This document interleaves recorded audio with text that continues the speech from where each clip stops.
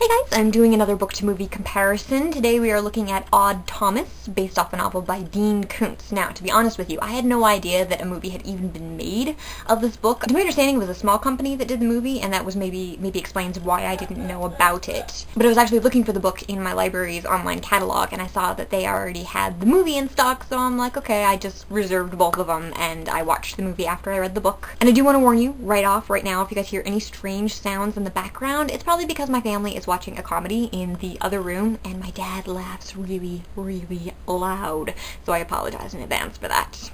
I was actually very impressed with this adaptation. Snippets of dialogue were pulled straight from the text. Allusions were made to bits of the story that weren't actually featured in the film, but they were there so people who read the books would recognize that, and I always love it when people do that with movies, because really, a lot of the people who read the book are going to be watching this movie, and that you play to that crowd, I love that. On the whole, you could just tell that the screenwriter for this movie really loved and appreciated the book, and in this case, the screenwriter also happened to be the producer and the director, so kudos to Stephen Sommers.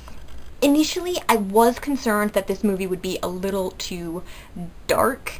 I had seen the cover for it and kind of an ad for it, and it really did concentrate on more of the dark part because Odd Thomas is a really, really freaky story. But in the novel, Dean Koontz managed to offset the horror with the humor and Odd's quirky personality, so I didn't really have issue with it, and I really don't like scary stories. Sommers managed to transition this perfectly from book to movie, and I really didn't know how they were going to do that, but he actually did a really good job. When I was watching the movie, I really just thought, wow, this is a great adaptation of the book, because he managed to keep all of the important parts of the story, but not get distracted by, like, your favorite parts in the book, because there were some things that were missing from the movie that I really liked from the book, but I totally understood why they weren't in the movie, because they didn't really add to the overall storyline, and with a movie as opposed to a novel, the storyline has to be much more succinct. There's not as much time to convey as much information. I think Sommers did a really good job of picking and choosing the parts that he did include in the movie. There were, admittedly, some parts of the movie that were a tad cheesy, but nothing to the extreme, and the special effects, for the most part, were actually really pretty good. One thing that I have noticed in a lot of movies that are adapted from novels is that parts of them seem to be really, really rushed, because the screenwriter doesn't want to omit anything that's important in a certain section, but they also don't know how to quite mesh it into the movie-telling story format. I thought Sommers did a really good job, because I didn't feel like there were a lot of pieces that were very rushed. I felt like he introduced us to the whole concept and the story at a really good pace. Obviously, not everything in the book could be explored in the shorter movie format, but like I said, I think Sommers did a really good job of concentrating on the plot. He didn't sacrifice story in preference for, like, his favorite parts, I don't think. He really concentrated on the story and how to make the movie a really good story in its own right, not to just put in all of your favorite bits from the book that you wouldn't want to see left out. Sommers did make a few changes to the storyline, but they were understandable changes. I think it made for a better format for the movie. What I really, really appreciated the most was how true the adaptation was to the story. I mean, he did omit some characters, and characters that I even liked, but it helped with the smooth flow of the movie format. He didn't sacrifice plot for the movie, and I think that was a very important thing.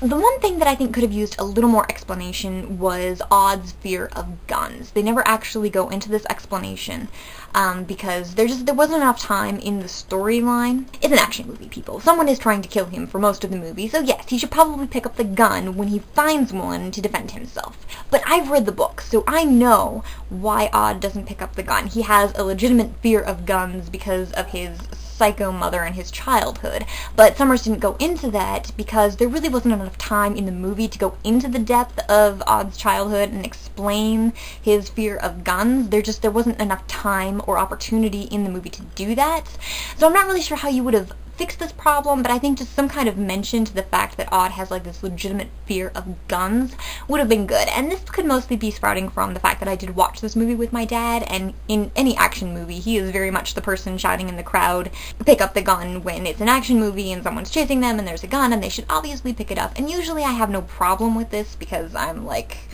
totally in support of him with that, but in this case I did know that the character had, like I said, a genuine fear of guns, and I think just a little explanation of that would have, I don't know, made it more understandable. On the the whole, that was the only thing that I really wanted to see any improvement on, so that is not bad for a book-to-movie adaptation.